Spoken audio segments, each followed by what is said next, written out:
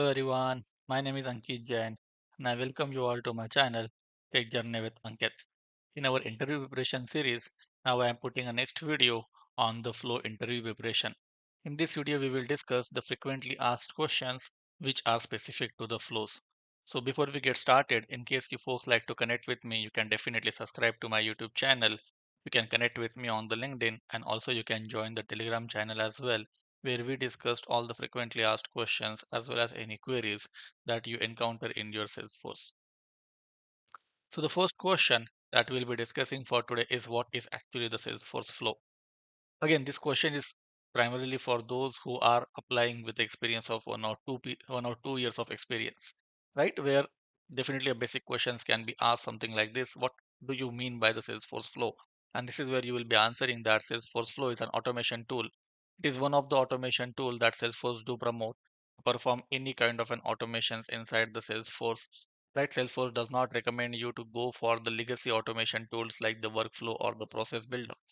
With this automation tool, you can perform the create record, you can perform the update record, you can automate any other actions that you want. So there are different types of flows that are also available. First is the screen flow, second is the auto launch flow, third is the record triggered flow, fourth one is the schedule triggered flow, and fifth one is the platform triggered flow. Again, whenever you are explaining this, it will be good if you are also explaining at least the one liner for each type of flow. For example, the screen flows are something which is useful whenever you have to take any inputs from the user. Auto launch flows are helpful whenever you want to launch your flow either from the Apex or from the LWCs. In such scenarios, you can go for the auto launch flow. Record triggered flow, again, in case you want to execute some automation as soon as either update or create operation has been done on the record, then you can go for the record triggered flow. Schedule triggered flow is helpful whenever you want to schedule your operations to execute in the future time, then you can go for the schedule triggered flow. And the last one here is the platform event triggered flow. This is helpful whenever you want to subscribe to the platform event. So whenever you are giving the one liner and talking in more detail, definitely the interviewer will also get the confidence that you have the knowledge about the Salesforce flow. Now the next question, and this comes toward the few advanced part now. Okay, so can the flow call Apex classes? Again, the answer is yes. It's a very frequent requirement from the flows. Whenever we do have to execute any complex part, we normally call the Apex classes. But how to do that? That's where the main question comes up. So yes, you can call an Apex class from the flow. So from the flow, you can invoke an action that is referred as an invocable action. And how you can go and define an Apex class to invoke an invocable action. So again, if you take this as an example, the first thing that we have to do here is at the method level, we have to make sure that we are annotating the @invocable method. Again, rest of the parameters are optional. It's completely up to you if you want to define or not define, right? But this annotation is very important. Again, another rule here is in your class, you can have only one method with this annotation. You cannot have more than one method with the same annotations here. And your class that you are defining, it must be an outer class. Moreover, the method that you are declaring here, that method must be static. In case the method is accepting any input parameter, it must be of list collection. Another key point here is your method cannot accept more than one parameter. Another key point here is here whenever your method is returning something, it must be returning of the list collection. So I have jotted down here all the key points that you should be referring whenever you are creating any invocable method. Again, if you are an experienced professional, definitely you can expect this question in your interview as well. So make sure that you are also practicing how to create the invocable method as well. Now the next question, how we can change the context of the flow. Again, I have covered this in detail in the Apex series as well, Apex interview preparation series as well, that like all the components in the Salesforce can either execute in the user mode or the system mode. Again, the same goes for the flows as well. Your flows can also be executed in the system mode and the user mode. Again, if you are new to this term, so what the system mode means? System mode means the object and the field level security of the current user will be ignored wherever the flow is invoking. User mode means the permissions and the field level security as well as the sharing rules of the current user will be enforced wherever the flow is enforced. So again, in Salesforce, by default, the flow Coming to the screen flow, it always by default runs in the user mode. But can we override it? The answer is yes. We do have the ability to go and override it. How you can override it? You can navigate to the advanced and change the flow option. Here you will see the three options for overriding the context of the flow. By default, it is always user, but in case you want to change it to the system, you can go and select. Okay. Next one here is your record triggered flow. It will always runs in the system mode. So do remember that your record triggered flow and also your scheduled triggered flow as well always runs in the system mode. Your screen flow by default it runs in the user mode, but you do have an option to override it. Next question, how to pass the record ID from the Lightning record page to flow. Again, one of the common requirement whenever we are designing the screen flow, we have to pass the record ID from the Lightning app builder to the screen flow. How we do that? We generally go and create one variable inside the screen flow, and we have to make sure that the variable name is available for input. The variable name is available for input. And from our Lightning app builder, whenever we are invoking any component, we have to make sure that we are checking this checkbox pass record ID into this variable so that you can pass the record ID from the Lightning record page to flow. Another key point here is you can pass the record ID only from the record page, not from the app page or the home page, because there we don't have an option, right, of the record ID, so you cannot pass that. Next one, how to check which flows have failed in the Salesforce. How you can validate, for example, you are working as an admin, and how you can validate what all flows has been failed in the Salesforce. Again, the very easy way to do here is by you can navigate to the setup menu. In the setup menu, you will search for the failed, and here you will get an option pause and the failed flow interview. Right? If you click this, you will get from the drop down you have to go and select the option all failed flow interview. This list we will show you the list of any screen flow, record triggered flow, or the scheduled triggered flow that runs into the issues, as well as any auto launch flows that not even triggered as well. So here you will get that complete list of the flows. Next question, again, in case you are working on the screen flow, you might have already used it, but let's go over this. What are the collection variables in the flow? So like in the Apex, we do have the collection variable whenever we have to store more than one values into the same variable. Same goes for the flows as well. Whenever we have to store more than one values into the one single variable, we go for the collection variable. And in that collection variable, whenever you are defining the variable, for example, here I am defining the variable of the city list, I have to make sure that I am checking this checkbox, allow multiple values for the collection. Whenever I am doing that, basically I am creating the collection variable here. Now the next thing is what is collection filter. Again, the same go if you compare with the Apex, like in the Apex, once we do have the values available into the collection, we go and iterate over it and then filter up the record. In the flow, this is much easy. What you have to do here is you can directly use the collection filter component, like you can see here. For example, I am getting all the records from the account, and here I'm only interested in only those accounts which are having the hot account. Okay, so let's say I do have the different requirement. First, I have to process the hot account. After that, I have to process the cold account. Like this, I have to do that. So I have made one single query. I fetch all the records, and now by using the collection filter, I am filtering the records that I have to process. So what we can do here is collection filter is used whenever we have to filtered the subset of original collection. So here I am getting my original collection, and what I have to do, I have to filter up the records. So I am going here for the collection filter. Here, if you are going for the collection filter, you can go and define the criteria, what all records you want should be filtered. So for example, here I have defined the criteria as rating equals to. Now the next question, what is the pause element in the flow? So pause element in a flow, basically what it will do, it will pause your flow or event before allowing the flow to continue. Right, sometimes we do have a requirement that either the inputs are not readily available or you want your flow should be resumed after the specific event or after the specific time, then generally we go and use the pause event flow. So pause event flow pauses a flow until specified event, until a specific time or an event before allowing the flow to continue. So how you can do that? You can add the pause element here. In the pause element here, you can see that there are two things. First is the pause condition. For example, at what condition is satisfied, then your flow should be paused, you can go and define that pause condition here. And when you want your flow should be resumed, you can define that under the resume event. Under the resume event, you will get two options. It should be resumed at a specific time, or it should be resumed once the platform event is received. Right? So in case you want your flow should be resumed at the specific time or on the basis of the platform event, you can definitely go for this approach.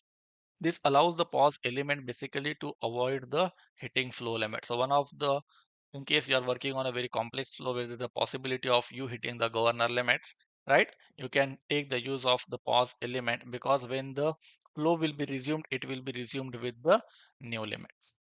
Okay, your old governor limits will not be continued. When the flow will be resumed, it will be resumed with the new limits here.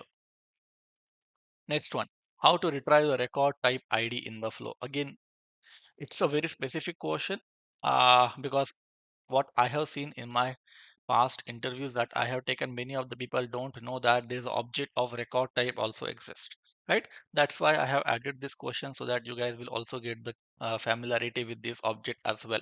So for example, in my flow, if I have to fetch the record type of the record, how we can do that? We will go and select the object here as the record type. Okay, it's a S object like we do have any other S objects. Similarly, record type is also the one S object which is available, from which you can go and fetch the record. Okay, so how I can fetch the record type ID?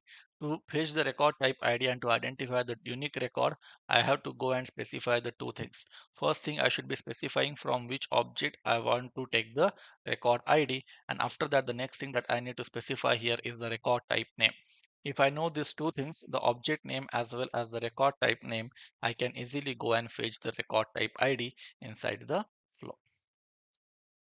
Next one, how to migrate from process builder to flows. Nowadays, many of the businesses do working on this kind of a migration, where they are migrating their existing workflows or the process builder into the flows, and Salesforce out of the box to provide the support for that. So in case you are giving an interview to the enterprise who are already on this migration, definitely you can encounter this question as well. So with the process builder or the workflow being depreciated, Salesforce have already announced that they are planning to depreciate both of these tools, right? There is more emphasis on switching to the flows.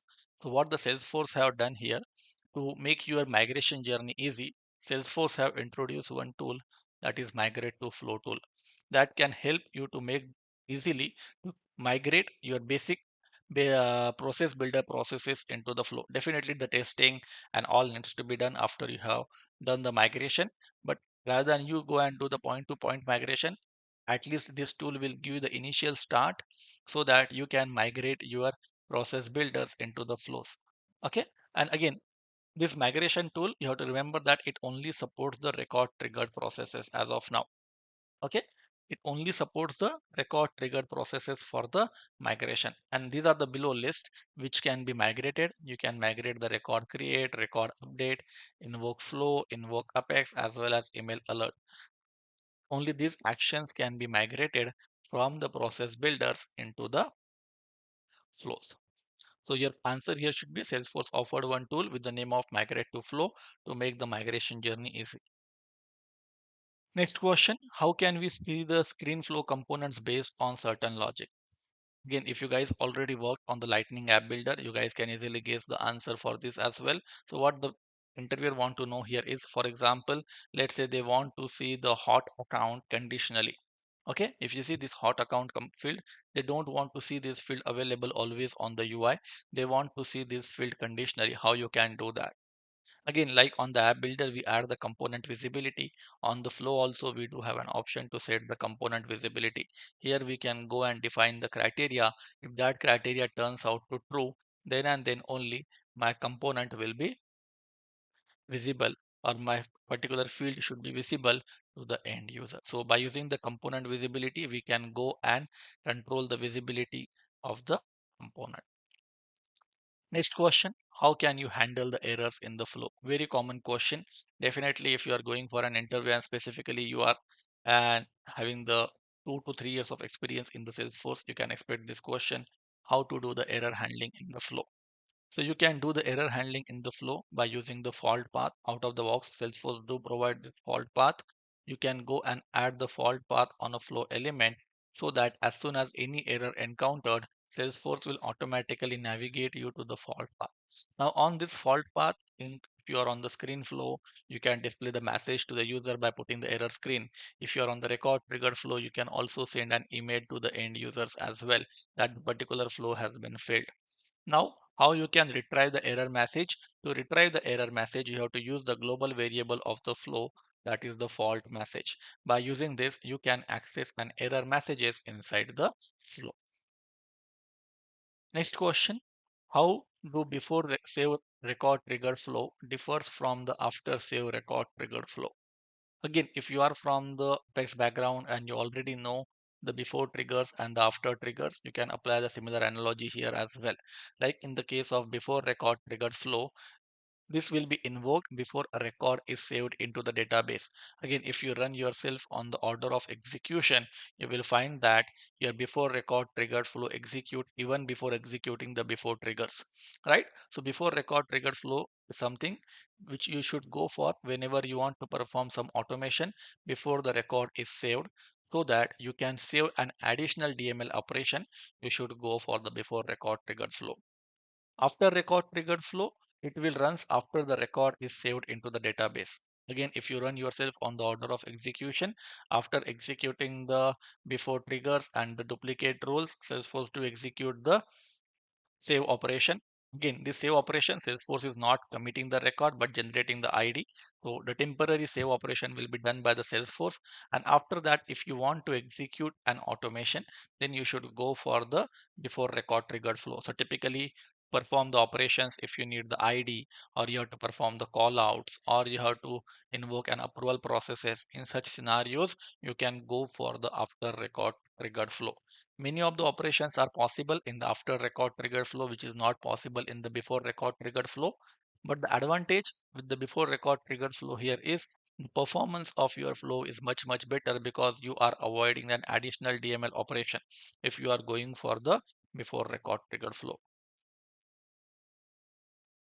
Next question, how to call an auto launch flow from the Apex. Previously, we have seen how we can invoke an Apex from the flow. Now, this question is exactly the reverse of it. How you can call a flow from the Apex. For example, I'm writing an Apex class. Okay, let's say I have a flow with me. That flow can perform some complex operation. Now I don't want to put that complex operations into my Apex class again. I want to call that flow and get the output of that flow into my Apex. How we can do that? Again, the answer is very simple. So out of the box, Salesforce have provided one class with the name of flow.interview class, right? This class. So if I have to run this example, for example, let's say I am creating one map. By creating this map, what I am doing here is, in case my flow is accepting any input parameters, I can pass that values in the form of map here. For map, we'll have the two things. First is the field name, which is available inside my flow, and the value that I have to pass. Like in this example, assume that my flow already have a field with the name of record ID, and I have to pass this value. So that's what I am doing. After that, I am invoking my flow by using the flow.interview class. So here I am creating the instance of my flow and passing the parameters as well. After I have created the instance of my flow, we can go and invoke the start method. So as soon as you are invoking the start method, the first element of the flow, that is the start element, will be invoked and it will do the complete processing. Once the processing is completed and you want to access the output from the flow, for example, from the flow you are defining any output variables and you want to access that, then for that you have to use the method that is the get variable value, and you can access a specific output variable from the flow. Do try that out because it solves most of the things where you don't want to replicate what you have already built into the flows into the Apex. Okay, you can invoke your flow, get your job done, and retrieve the output inside the Apex by using the flow.interview class. Next one, what is the transform element in the Salesforce flow? In the winter 24 only, Salesforce have introduced this element, which is already popular because of n number of reasons. So definitely you can expect this question. What is the transform element in the Salesforce flow? Transform element in flow is basically used to map and convert the source data into the target data. Previously, whenever we have to convert this kind of a source data into the target data, we have to use the assignment operator and we have to do it manually one by one for all the fields. Okay. For example, let's say from the lead, I have to go and assign the values to the contact. Okay. Before we don't have the transform element, we will be using the assignment operator to assigning the value. But after this transform element, using this a single element, we can directly map the values, how the values should be flowed from the multiple fields. So it can be utilized in screen flow, auto launch flow without the triggers, as well as in the record trigger flow. You can use this transform element to map the values from the source data to the target data. Next question, can we call a flow from LWC? The answer is yes. You can call a flow from the LWC as well. So your flow is very powerful tool. As I explained in very start, you can invoke it from the Apex. You can invoke it from the LWC as well. So how to invoke it from the LWC? By using the lightning flow element, by using the lightning flow, right? Whenever you are creating a lightning web component and you have to invoke your flow, for example, you don't want to design the screen flow again or UI part again, you want to use the same screen flow, you can go and do that. So that, for example, on that screen flow you have to add some additional CSS, or on the finish of the flow you want to execute some additional logic, you can do that by invoking the flow from the LWC. I have created a very detailed video on the day 42 of our LWC bootcamp. So in case you guys don't know about the bootcamp, on my channel there's a detailed playlist about the LWC. As of now, if I'm not wrong, the number of videos which are available in this bootcamp is the 49. And down the line, as soon as Salesforce introduce something new into the LWC, I will keep this playlist running. So make sure that if you are a fresher or if you are already experienced and you want to excel your knowledge on the LWC, do check out that LWC bootcamp. And in case you already did, do let me know in the comment section whether you found that helpful or not. So coming back to the slide again. So in case you want to invoke the flow from the LWC, definitely go and check it out, because here I have covered the multiple examples in practical how you can do that. Next one, can we use the LWC inside the screen flow now? So again, exactly reverse scenario. You have created the lightning web component. Now that lightning web component, you want to use it inside the screen flow. Yes, that is also possible. And that specifically we do for the screen flow. For example, if I have created one screen flow and I want to use out of the box component that I am getting from the LWC. For example, currently in my screen flow, there is no map component, but in the help of LWC, I can go and fetch the map. Now that map, I want to put it inside the flow. How I can do that? For that, what you have to do here is on your lightning web component, you have to go and define the target as the lightning flow target. Right? We defined the multiple targets. We have to go make sure that we are exposing the component. And this time my target will be the lightning flow screen. Right? There are different types of target that I have already covered in detail in the interview series as well as on the bootcamp series of the LWC. But here we have to make sure that my target, if I have to make my flow available for the flows, it must be lightning underscore underscore flow screen. Again, a detailed video which is available how you can use the lightning web component inside the flows. So do check that out if you want to learn more how we can do that. Next one, how we can make the callouts to the external system. So is this possible? Again, yes. Very recently, Salesforce have introduced this functionality where you can go and make a HTTP callouts without writing a single line of a code from the flow. For that, you have to make sure that you are creating the external credential and the name credential in the setup, and then you are making that callout from the flow to the HTTP based API callout. Again, multiple videos available on the channel where where I have shown you how you can post into the LinkedIn using the screen flow, how you can integrate to Salesforce orgs using the record trigger flow as well. So do check that out if you are completely new on this. Now there are few questions that I want you to answer. I have covered all the basics and the advanced question that can be asked on the flow. But in case you guys think there are few more things that needs to be covered in the flow builder series, do let me know in the comment section. In case you encountered any other questions in your interviews, again, do let me know in the comment section so that I can plan another video in the future on the platform on the flow builder integration preparation as well. Okay, now these are the few questions that I want you to attempt and let me know the answer for this in the comment section. Which of the below operation is not possible from the flow? Okay, so these are the four options. Out of these four, what is the one operation that based on which your flow will not be invoked? Let me correct this question. Which of the below, for example, if the user is performing the create, update, delete, or undelete, right? By performing this operation, which of the flow will not be invoked? That's what you have to mention here. That is first. Second one here is which of the below operations you cannot do from the flow. So you have to answer the two things here. Next one here is, can we subscribe to the platform event using the flow? If yes, how we can do that? If you are not familiar how you can subscribe it, on my channel I do have a detailed series on the platform event. Do check that out.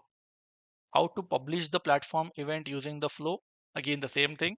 You can publish the platform event from the flow as well. You can subscribe it. How to do that?